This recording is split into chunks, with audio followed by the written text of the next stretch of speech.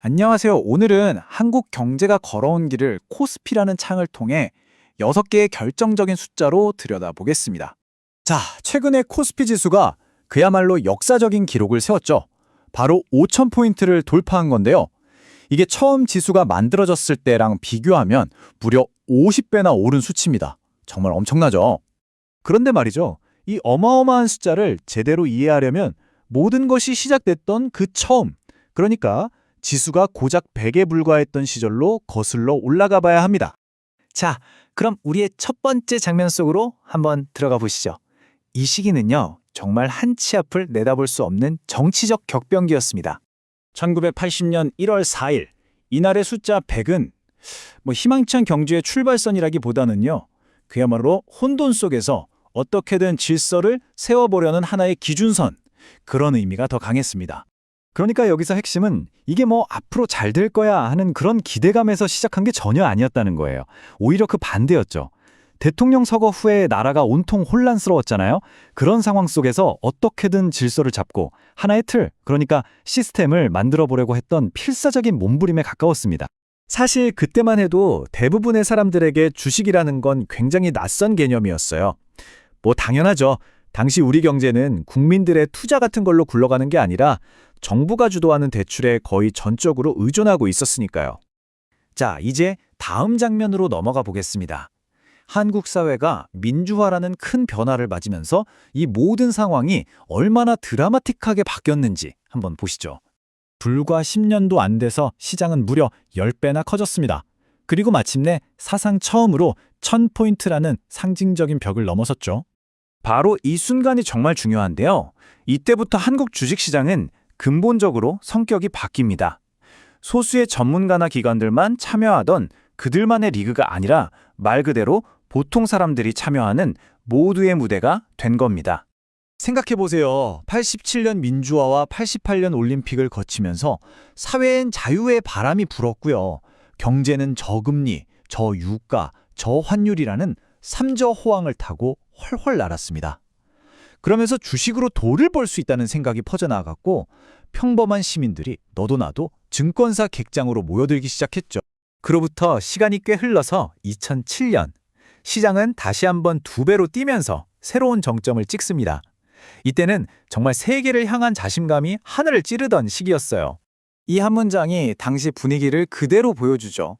우리 모두가 겪었던 그 혹독했던 IMF 외환위기를 극복해냈다는 자부심, 그리고 이제 우리도 선진국이 될 수 있다는 그 엄청난 자신감이 시장에 가득했습니다.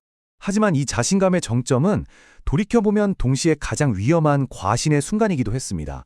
모두가 장밋빛 미래를 이야기할 때 바로 문 밖에서는 아무도 상상하지 못했던 거대한 글로벌 금융위기가 조용히 다가오고 있었으니까요.